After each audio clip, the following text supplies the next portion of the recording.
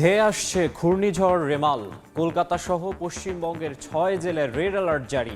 21 ঘন্টা বিমান ওঠানামা বন্ধ রাখার ঘোষণা, বাতিল দূরপাল্লার ট্রেন চলাচল।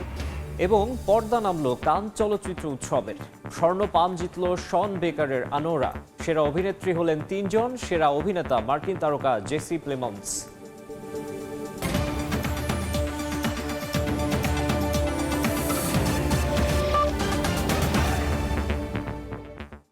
আন্তর্জাতিক সময়ের সঙ্গে আছি আমি মাকসুম আলম খান। ক্রমশ শক্তি বাড়িয়ে রেমাল পরিণত হতে পারে প্রবল ঘূর্ণিঝড়ে। কলকাতা সহ 6 জেলায় জারি করা হয়েছে রেড অ্যালার্ট। ক্ষয়ক্ষতি এড়াতে কলকাতার নেতাজি সুভাষচন্দ্র আন্তর্জাতিক বিমানবন্দরে 21 ঘন্টা বিমান ওঠানামা বন্ধ রাখার ঘোষণা দিয়েছে বিমানবন্দর কর্তৃপক্ষ। বাতিল করা হয়েছে দূরপাল্লার ট্রেন। এছাড়া পশ্চিমবঙ্গের সব উপকূল এলাকায় সতর্কতা জারি করেছে প্রশাসন। ভারতের কলকাতা থেকে সুব্রত আচার্যের রিপোর্ট। ঘূর্ণিঝড় রেমালের বড়সড় বিপর্যয়ের আশঙ্কা করছে পশ্চিমবঙ্গ রাজ্য প্রশাসন। এরই মধ্যে বেশ কিছু প্রশাসনিক ব্যবস্থার নির্দেশ দেওয়া হয়েছে রাজ্য সরকারের পক্ষ থেকে। কলকাতার নেতাজি সুভাষচন্দ্র আন্তর্জাতিক বিমানবন্দরে 21 ঘন্টার জন্য সব বিমান চলাচলে নিষেধাজ্ঞা দিয়েছে বিমানবন্দর কর্তৃপক্ষ। রবিবার দুপুর থেকে সোমবার সকাল পর্যন্ত এই নির্দেশনা কার্যকর থাকবে। অসংখ্য দূরপাল্লার ট্রেন বাতিল করেছে রেল মন্ত্রণালয়। বন্ধ হয়েছে আন্তনগর বাস ও ফেরি পরিষেবাও। মেদিনীপুরের দীঘা, দক্ষিণ 24 পরগনার বকখালি সহ রাজ্যের সব উপকূল এলাকায় সতর্কতা জারি করেছে প্রশাসন। এরই মধ্যে উপকূলের হোটেলগুলোকে খালি করার নির্দেশ দেওয়া হয়েছে। নতুন করে পর্যটকদের রুম ভাড়া না দেওয়ার নির্দেশও দিয়েছে প্রশাসন। শনিবার পশ্চিমবঙ্গ রাজ্য সরকারের দুর্যোগ ব্যবস্থাপনা দপ্তরের শীর্ষ কর্মকর্তারা এ বিষয়ে জরুরি বৈঠকে মিলিত হয়েছিলেন। সেখানে দুর্যোগ পরবর্তী সময়ে প্রশাসনিক সব ধরনের ব্যবস্থা নেওয়ার নির্দেশ দেওয়া হয়। উপকূলের আশ্রয় কেন্দ্রগুলোতেও পর্যাপ্ত শুকনো খাবার মজুত করা হয়েছে। উপকূল এলাকা থেকে সাধারণ মানুষকে নিরাপদ স্থানে সরিয়ে নেওয়ার কাজও শুরু হয়েছে। আলিপুর আবহাওয়া দপ্তর থেকে জানানো হয়, রেমালের প্রভাবে মেদিনীপুর, উত্তর ও দক্ষিণ 24 পরগনার এই 3 জেলার ওপর দিয়েই ঘন্টায় 110 থেকে 135 কিলোমিটার গতিতেও ঝড়ো হাওয়া বয়ে যেতে পারে। সুব্রত আচার্য, সময় সংবাদ, কলকাতা। ঘূর্ণিঝড়ের প্রভাব সম্পর্কে জানাতে এই মুহূর্তে পশ্চিমবঙ্গের কলকাতায় আছেন রিপোর্টার সুব্রত আচার্য, পটুয়াখালীর কুয়াকাটায় আছেন চিকদার জাবির এবং বাগেরহাটের শরণখোলার বলেশ্বর নদীর তীরে আছেন রিপোর্টার আলী আকবর টুটুল। সরাসরি প্রথমেই যাচ্ছি কলকাতায় সুব্রতর কাছে। সুব্রত, দেখুন, প্রশাসন বেশ কয়েকদিন ধরেই যে তার তৎপরতা ছিল সেটা কিন্তু আমরা লক্ষ্য করেছি এবং গত দুদিন আগে থেকেই যে পরিমাণ তাদের তৎপরতা দেখা গিয়েছে। গতকাল রাজ্য সরকারের সচিবালয় নবান্নে সেখানে কিন্তু দুর্যোগ ব্যবস্থাপনা মন্ত্রণালয়ের পক্ষ থেকে কিন্তু জরুরি সভা করা হয়েছে এবং উপকূলীয় অঞ্চলগুলোতে সব ধরনের নিরাপত্তা বা প্রিকশন ইতিমধ্যেই নেওয়া হয়েছে। আপনি জানেন যে এই ঘূর্ণিঝড় রিমেলকে কিন্তু সেই আমফানের স্মৃতি উস্কে দিতে পারে এরকমই আশঙ্কা করা হচ্ছে। বিশেষ করে কলকাতার পার্শ্ববর্তী হুগলি, নদিয়া, দক্ষিণ 24 পরগনা এবং উপকূলীয় অঞ্চল, উপকূলীয় দুটো জেলা দক্ষিণ 24 পরগনা এবং মেদিনীপুর, এই 6টি জেলাকে মূলত এই ঘূর্ণিঝড়ের যে দাপট অথবা ঘূর্ণিঝড়ের যে ক্ষয়ক্ষতি, সেই ক্ষয়ক্ষতির আশঙ্কা করা হচ্ছে। দক্ষিণ 24 পরগনা প্রশাসন, যেখানে সাগর এবং খেপুপাড়া বাংলাদেশের এই অঞ্চলে বিশেষ সতর্কতা জারি করা হয়েছে। মেদিনীপুরের দীঘা সমুদ্র সৈকত, যেখানে প্রচুর সংখ্যক দেশি বিদেশি পর্যটক থাকেন। আপনি জানেন সেখানে ব্যাপক প্রতিদিন বাংলাদেশি পর্যটকরাও সেখানে বেড়াতে যান সমুদ্র সৈকত দীঘাতে। গতকাল সন্ধ্যার পর থেকে সেখানে সব ধরনের পর্যটকদের অ্যালাউ করা, অর্থাৎ নতুন করে পর্যটকদের থাকার কোনো অনুমোদন কিন্তু রাজ্য সরকারের পক্ষ থেকে দেওয়া হয়নি। এবং একই রকম ভাবে গোটা এই ঘূর্ণিঝড়ের যে গতি প্রকৃতি, সেটি কিন্তু মনিটর করা হচ্ছে দিল্লির মৌসুম ভবন থেকে। আপনি জানেন যে আলিপুর আবহাওয়া দপ্তর থেকে গত কয়েকদিন ধরেই এই মধ্য বঙ্গোপসাগরে সৃষ্ট নিম্নচাপ, পরে গভীর নিম্নচাপ এবং তারপরে অতি গভীর থেকে ঘূর্ণিঝড় এবং তারপরে অতিমাত্রায় ঘূর্ণিঝড়, এই যে প্রক্রিয়াটি পুরো টাইম টু টাইম কিন্তু আলিপুর আবহাওয়া দপ্তর থেকে ব্রিফিং করা হচ্ছে এবং প্রত্যেক সাংবাদিককে জানানো হয়েছে এবং মেসেজ মেসেজ দেওয়া হচ্ছে। কলকাতায় কিন্তু সর্বোচ্চ সতর্কতা জারি করা হয়েছে। আপনি জানেন যে শুধু কলকাতা শহর দিয়ে ঘন্টায় 80 থেকে 90 কিলোমিটার বেগে এই ঝড় বইতে পারে। স্বাভাবিকভাবে আমফানের স্মৃতি উস্কে উঠতে পারে বলে কিন্তু কলকাতা কর্পোরেশনের পক্ষ থেকেও কিন্তু সব ধরনের প্রিকশন নেওয়া হয়েছে। আপনি জানেন যে এখানে যে সুইস খালগুলো রয়েছে সেই খালগুলোকেও কিন্তু পাম্প মজুত করা হয়েছে এবং কলকাতা কর্পোরেশনের যারা এই ডিজাস্টার ম্যানেজমেন্টে আছে তাদের কিন্তু সব ধরনের ছুটি বাতিল করা হয়েছে। তবে কলকাতার বা পশ্চিমবঙ্গের সার্বিক পরিস্থিতি আমরা এতক্ষণ জানলাম এবং এখন আমাদের সহকর্মী আরেকজন রয়েছে পটুয়াখালীতে, শিকদার জাবির। নিশ্চয়ই শিকদার জাবিরের কাছ থেকে আমরা জানতে পারবো যে সেখানকার পরিস্থিতি কি। জাবির, বঙ্গোপসাগরে সৃষ্ট ঘূর্ণিঝড় রিমেল এই মুহূর্তে বাংলাদেশের দিকেই কিন্তু ধেয়ে আসছে, যার কারণে কুয়াকাটা সংলগ্ন বঙ্গোপসাগর বেশ উত্তাল রয়েছে। সকাল থেকে ঝড়ো হওয়া এবং সেই সঙ্গে বৃষ্টি হচ্ছে। আপনারা দেখতেই পাচ্ছেন যে বড় বড় ঢেউ আছড়ে পড়ছে সৈকতের বালিয়াড়িতে। তো আসলে স্বাভাবিকভাবে এত বড় ঢেউ চোখে পড়ে না, এটি মূলত ঘূর্ণিঝড়ের প্রভাবেই এই ঢেউ সমুদ্রে আমরা দেখতে পাচ্ছি। আসলে ঘূর্ণিঝড়ের প্রভাবে আসলে সমুদ্র ফুঁসে উঠেছে এক ধরনের বলা যায়। তো আসলে যে ঘূর্ণিঝড়টি আবহাওয়ার যে সবশেষ বিজ্ঞপ্তি, সেই বিজ্ঞপ্তি সূত্রে আমরা জানতে পেরেছি গত রাতে এই ঘূর্ণিঝড়টি অবস্থান করছিল পায়রা সমুদ্র বন্দর থেকে 300 কিলোমিটার দূরে। এখনো পর্যন্ত আবহাওয়ার নতুন বুলেটিন না আসার কারণে আমরা আসলে বলা যাচ্ছে না যে এই মুহূর্তে আরও কত নিকটে এসেছে পায়রা বন্দর হতে ঘূর্ণিঝড়টি। তো ঘূর্ণিঝড়ের প্রভাবে যেভাবে উপকূলে বৈরী আবহাওয়া এবং সমুদ্র উত্তাল রয়েছে, তো সেক্ষেত্রে বলাই যায় এবারের যে ঘূর্ণিঝড় রেমাল এটি আঘাত হানলে উপকূলে কতটা ক্ষতিগ্রস্ত হতে পারে, ক্ষয়ক্ষতি হতে পারে। আবহাওয়ার বিজ্ঞপ্তিতে আসলে আবহাওয়া অধিদপ্তর জানিয়েছেন এবারের ঘূর্ণিঝড়ে 5 ফুট উচ্চতার জলোচ্ছ্বাস হতে পারে। এই বিষয়টি কিন্তু আবহাওয়ার বুলেটিনে জানানো হয়েছে এবং তারা বলছেন যে দেশের উপকূলীয় বেশ কয়েকটি জেলা জলোচ্ছ্বাসে প্লাবিত হতে পারে। তবে আবহাওয়াবিদরা বলছেন ঘূর্ণিঝড় যখন আঘাত হানবে তখন যদি ভাটা থাকে সেক্ষেত্রে জলোচ্ছ্বাসের সংখ্যা কম, আর যদি জোয়ার থাকে সেক্ষেত্রে জলোচ্ছ্বাসের সম্ভাবনা খুবই বেশি। তো 5 থেকে 7 ফুট উচ্চতার জলোচ্ছ্বাস হওয়ার কিন্তু আবহাওয়া অফিস থেকে জানানো হয়েছে। আপনারা জানেন যে পটুয়াখালী একটি সাগর নদীবেষ্টিত এলাকা। প্রতিবারের যে ঘূর্ণিঝড় আঘাত হানে এই ঘূর্ণিঝড়গুলোতে সর্বপ্রথম আঘাত হানে পটুয়াখালীর উপকূল। এবারও কিন্তু তার ব্যতিক্রম নয়, এবারও এই ঘূর্ণিঝড়টি আঘাত হানবে পটুয়াখালীর খেপুপাড়া অর্থাৎ কলাপাড়া রাঙ্গাবালি এই এলাকার মাঝামাঝি স্থান দিয়ে। আর সবচেয়ে নিম্নাঞ্চল কিন্তু কলাপাড়া রাঙ্গাবালি উপজেলার বেশ কয়েকটি বিচ্ছিন্ন দ্বীপ রয়েছে, বিশেষ করে চরমন্তাজ, চালিতাবুনিয়া, চর হেয়ার, চর কাশেম। এই দ্বীপগুলোতে বেড়িবাঁধ নেই। নিম্নাঞ্চল দুর্যোগে যখন বা জলোচ্ছ্বাসে যখন প্লাবিত হয় প্রথমেই কিন্তু এই দ্বীপগুলো প্লাবিত হয়। এছাড়াও বেড়িবাঁধের বাইরে যেসব মানুষ বসবাস করেন তারাও কিন্তু এখন ঝুঁকির মধ্যে রয়েছে। তো এবারের ঘূর্ণিঝড় আঘাত হানলে বড় ধরনের ক্ষয়ক্ষতি হতে পারে। এই ক্ষয়ক্ষতি এড়ানোর জন্য সব সাইক্লোন শেল্টার এবং ঘূর্ণিঝড় আশ্রয় কেন্দ্রগুলো খুলে দেওয়া হয়েছে। তবে এখনো পর্যন্ত মানুষজন কিন্তু ঘূর্ণিঝড় আশ্রয় কেন্দ্রের দিকে ধাবিত হচ্ছেন না। তো আসলে আবহাওয়ার যে সবশেষ তথ্য সেখানে আমরা জানতে পেরেছি ঘূর্ণিঝড় কেন্দ্রের 54 কিলোমিটারের মধ্যে বাতাসের একটানা সর্বোচ্চ গতিবেগ ঘন্টায় 62 কিলোমিটার। এটি দমকা অথবা ঝড়ো হাওয়া আকারে 88 কিলোমিটার পর্যন্ত বৃদ্ধি পাচ্ছে। ঘূর্ণিঝড় কেন্দ্রের কাছের এলাকায় সাগর উত্তাল রয়েছে, এটি আবহাওয়া বুলেটিনে জানানো হয়েছিল। সেটি কিন্তু আমরা এখন এই মুহূর্তে দেখতে পাচ্ছি। কুয়াকাটার দৃশ্য দেখলে আসলে ঘূর্ণিঝড় রেমালের আসলে বাস্তব চিত্রটা বোঝা যায়। তো সেই চিত্রটাই কিন্তু আপনারা দেখছেন।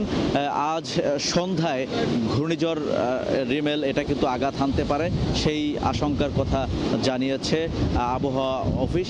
তো আমরা জানাচ্ছিলাম পটুয়াখালী থেকে সবশেষ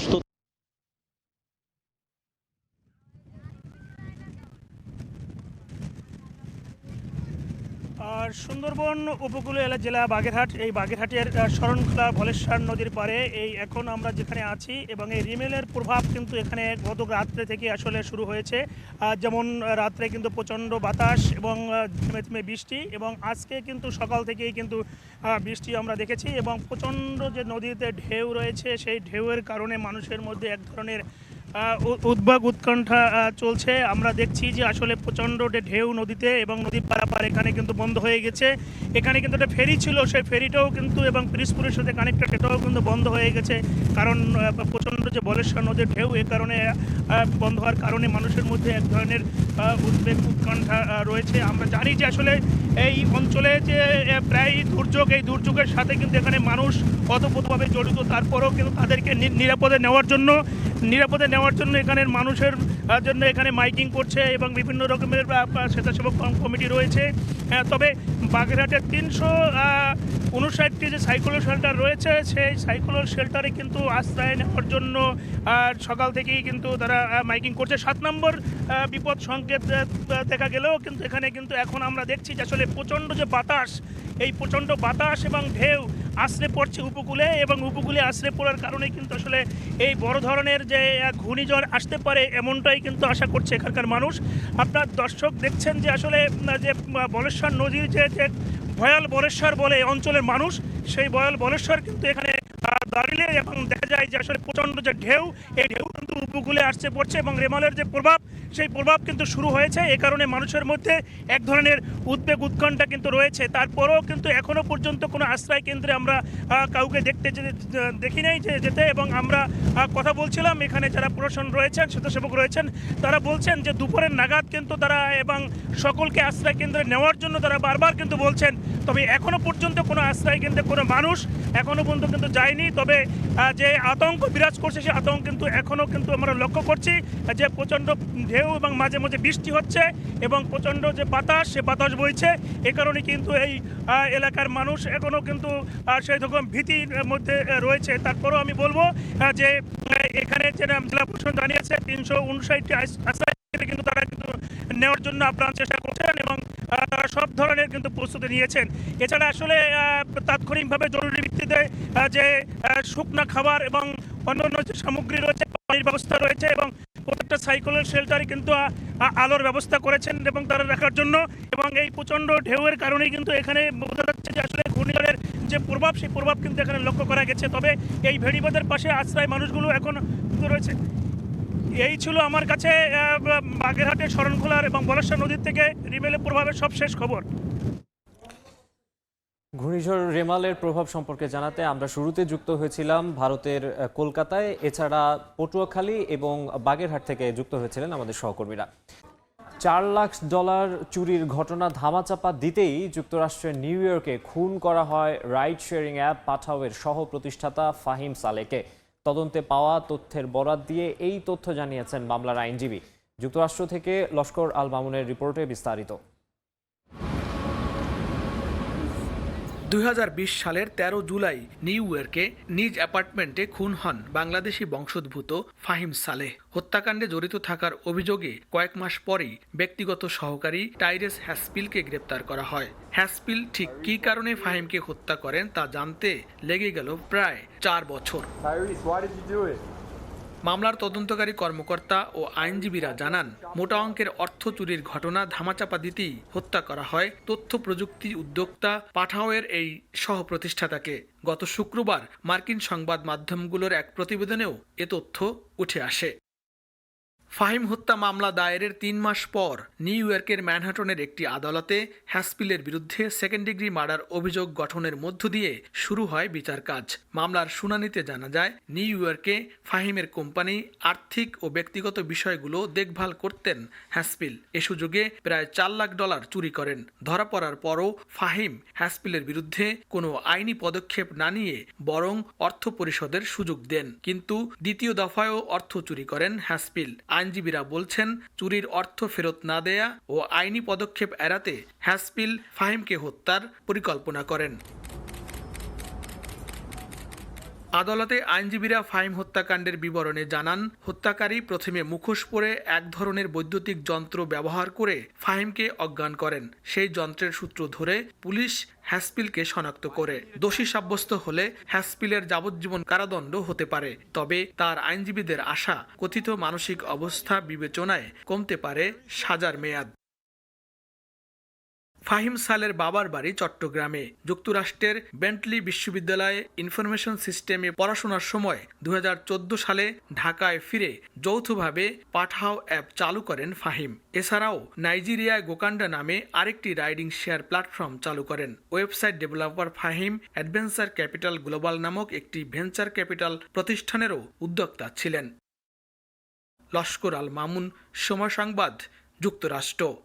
এইচএসসি ভর্তি পরীক্ষার খবর শুরু হলো একাদশ শ্রেণীতে ভর্তির আবেদন। এবারও জিপিএ 5 পেয়েও অনেক শিক্ষার্থী ভর্তি হতে পারবেন না পছন্দের কলেজে। তবে বোর্ড বলছে প্রথম ধাপে কলেজ না পেলেও আরও 2 দফা আবেদনের সুযোগ থাকছে। অন্যদিকে ভর্তিচ্ছুর তুলনায় আসন 8 লাখ বেশি হওয়ায় সব কলেজ পাবে না কাঙ্ক্ষিত শিক্ষার্থী। শাকির আহমেদের রিপোর্ট। মাধ্যমিকের গণ্ডি পেরিয়ে একাদশ শ্রেণীতে ভর্তির অপেক্ষায় 16 লাখ ভর্তিচ্ছু। 3 ধাপে অনলাইনে ভর্তির আবেদন চলবে রোববার থেকে 10 জুলাই পর্যন্ত। আর ভর্তি কার্যক্রম শুরু হবে 15 জুলাই, চলবে পরবর্তী 10 দিন। আর একাদশ শ্রেণীর ক্লাস শুরু হবে 30 জুলাই থেকে। মাত্র 150 টাকা ফি দিয়ে সর্বোচ্চ 10টি এবং সর্বনিম্ন 5টি কলেজকে পছন্দের তালিকায় অন্তর্ভুক্ত করার সুযোগ থাকছে ভর্তিচ্ছুদের। 150 টাকা আবেদন ফি দিয়ে একজন আবেদনকারী সর্বোচ্চ 10টি শিক্ষা প্রতিষ্ঠান এবং সর্বনিম্ন 5টি শিক্ষা প্রতিষ্ঠানের সে অপশন দিতে পারবে। প্রতি বছরের মতো এবারও শিক্ষার্থীদের পছন্দের তালিকার শীর্ষে ফলাফলে এগিয়ে থাকা রাজধানী ঢাকা সহ দেশের বিভিন্ন মহানগরের কলেজগুলো। তাই জিপিএ 5 পেয়েও কাঙ্ক্ষিত কলেজে পড়ার সুযোগ পাবে না অনেক শিক্ষার্থী। তার প্রাপ্ত নাম্বার যেটা পেয়েছে সেইটা এবং তার এই অপশনগুলো যদি সমন্বয় হয় তাহলে সে তার কাঙ্ক্ষিত কলেজটি সে সিলেকশন পেতে পারে। যারা সিলেকশন পাবে না প্রথম পর্যায়ে, একেবারে আবেদন করে নাই, এই ধরনের সকল শিক্ষার্থীদের জন্য আমাদের দ্বিতীয় ধাপের ব্যবস্থা রাখা হয়েছে। ঠিক পর্যায়ক্রমে এরকম তৃতীয় ধাপ পর্যন্ত আমরা সুযোগটা রেখেছি। একাদশ শ্রেণীর ভর্তির ক্ষেত্রে মোট আসনের 93% মেধা কোটা, যা সবার জন্য উন্মুক্ত। আর বাকি 7% 5% মুক্তিযোদ্ধার সন্তান আর 2% শিক্ষা মন্ত্রণালয়ের অধীনস্থ কর্মকর্তা কর্মচারীদের সন্তানদের জন্য সংরক্ষিত। শাকির আহমেদ, সময় সংবাদ, ঢাকা। দেখছেন আন্তর্জাতিক সময়। ঘূর্ণিঝড় রেমালের কারণে মোংলা পায়রায় 10 নম্বর, চট্টগ্রাম ও কক্সবাজারে 9 নম্বর মহাবিপদ সংকেত দেখিয়ে যেতে বলা হয়েছে আবহাওয়া অফিস থেকে। সবশেষ খবর জানাতে এই মুহূর্তে রাজধানীর আগারগাঁওয়ে আছেন রিপোর্টার রাশেদ বাপ্পি। আমরা সরাসরি চলে যাব তার কাছে। বাপ্পি, কি তথ্য আছে? ঘন্টায় 10 কিলোমিটার গতি ভেগে উপকূলের দিকে ধেয়ে আসে ঘূর্ণিঝড় রেমাল, এবং এখন পর্যন্ত যে সবশেষ তথ্য রয়েছে সেই সবশেষ তথ্য অনুযায়ী মোংলা ও পায়রা সমুদ্র বন্দরকে 10 নম্বর মহা বিপদ সংকেত দেখিয়ে যেতে বলা হয়েছে। আমি আবারও বলছি, মোংলা ও পায়রা সমুদ্র বন্দরকে 10 নম্বর মহা বিপদ সংকেত দেখিয়ে যেতে বলা হয়েছে। পাশাপাশি চট্টগ্রাম ও কক্সবাজার সমুদ্র বন্দরকে 9 নম্বর বিপদ সংকেত দেখিয়ে যেতে বলা হয়েছে। কক্সবাজার এবং চট্টগ্রাম সমুদ্র বন্দরকে 9 নম্বর বিপদ সংকেত দেখিয়ে যেতে বলা হয়েছে। আমি একটু জানিয়ে রাখি যে সকাল 8টার দিকে আবহাওয়া অফিসে এসেছিলেন দুর্যোগ ব্যবস্থাপনা ও ত্রাণ প্রতিমন্ত্রী মুহিবুর রহমান, এবং তার সঙ্গে ছিলেন আবহাওয়া অফিসের পরিচালক আজিজুর রহমান। দুজনেই এসেই ঘূর্ণিঝড় রেমালের সবশেষ অবস্থা নিয়ে গণমাধ্যমে ব্রিফ করেছেন, এবং তাদের যে ব্রিফিং এবং সেখানকার যে তথ্য সেটি যদি বিশ্লেষণ করি, তবে এখন পর্যন্ত যে বিষয়টি তারা জানিয়েছেন সেটি হচ্ছে ঘূর্ণিঝড়ের যে কেন্দ্র, সেই কেন্দ্রের বাতাসের গতিবেগ 90 কিলোমিটার রয়েছে, এবং যখন উপকূলে আঘাত হানবে তখন বলা হচ্ছে 110 থেকে 120 কিলোমিটার গতিবেগে আঘাত হানার কথা রয়েছে, এবং সে সময় প্রচুর ভারী বৃষ্টি হওয়ার সম্ভাবনা রয়েছে। এতে পাহাড় ধসের সম্ভাবনাও রয়েছে এমনটা বলা হচ্ছে, এবং এই সকল বিষয় মাথায় রেখেই সব ধরনের যে প্রস্তুতি সেটি সম্পন্ন করা হয়েছে। এবং দুর্যোগ ব্যবস্থাপনা ত্রাণ প্রতিমন্ত্রী যেমনটা জানিয়েছেন, উপকূলে যারা অবস্থান করছেন তাদেরকে নিরাপদ আশ্রয় নিয়ে যাওয়ার ব্যবস্থা যেমন করা হয়েছে, ঠিক তেমনি পাহাড়ি অঞ্চলেও যে সকল তৎপরতা নেওয়া দরকার সেটি কিন্তু সরকারের পক্ষ থেকে নেওয়া হচ্ছে।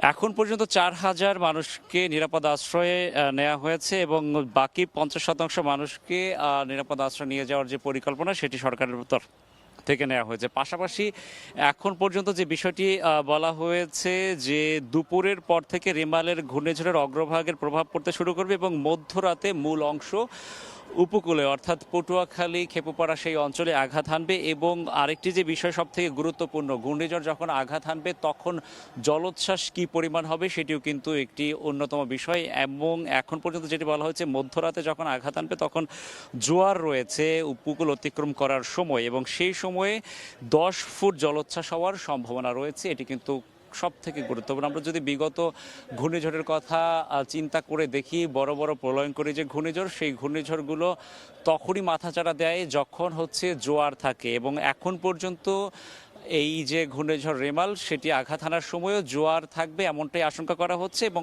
এজন্যই বলা হচ্ছে 10 ফুট উচ্চতার জলোচ্ছ্বাস হওয়ার আশঙ্কা রয়েছে। সুতরাং এই বিষয়টিও কিন্তু অনেকটাই গুরুত্বপূর্ণ এবং এই জন্য সর্বোচ্চ যে প্রস্তুতি সেটি নেওয়ার রয়েছে, প্রচেষ্টা কিন্তু সরকারের পক্ষ থেকে চলা হয়েছে এবং মূল কেন্দ্র যখন আঘাত হানার কথাও সেটি কিন্তু বলা হচ্ছে পটুয়াখালীর খেপুপাড়ায় এবং এখন পর্যন্ত কেন্দ্রের যে বাতাসের গতিবেগ সেটি 68 থেকে 90 কিলোমিটার পর্যন্ত ওঠানামা করছে এমনটাই কিন্তু বলা হচ্ছে। সব কিছু মিলিয়ে আমি আবারও যে সব থেকে গুরুত্বপূর্ণ যে বিষয় সেটি আরও একবার জানিয়ে শেষ করতে চাই, সেটি হচ্ছে সবশেষ যে সংকেত সেটি রয়েছে মোংলা ও পায়রায় 10 নম্বর মহাবিপদ সংকেত দেখিয়ে যেতে বলা হয়েছে। পাশাপাশি চট্টগ্রাম এবং কক্সবাজার যে সমুদ্র বন্দর সেটিকে কিন্তু 9 নম্বর বিপদ সংকেত দেখিয়ে যেতে বলা হয়েছে। এই ছিল আবহাওয়া অফিস থেকে এখন পর্যন্ত যে ঘূর্ণিঝড় রেমাল তার যে সবশেষ অবস্থা এবং তার গতিবেগ তা নিয়ে সবশেষ খবর। ঘূর্ণিঝড় রেমাল প্রসঙ্গে জানাতে আমাদের সঙ্গে আগারগাঁও থেকে যুক্ত হয়েছিলেন রাশেদ বাপ্পি। দেখছেন আন্তর্জাতিক সময়, সঙ্গেই থাকুন। দেখছেন আন্তর্জাতিক সময়। আফগানিস্তানে ঝুঁকিতে আছেন বিভিন্ন প্রদেশের বন্যার্ত বাসিন্দারা। মারা গেছেন অন্তত 100-র বেশি মানুষ, আহত আরও অনেকে।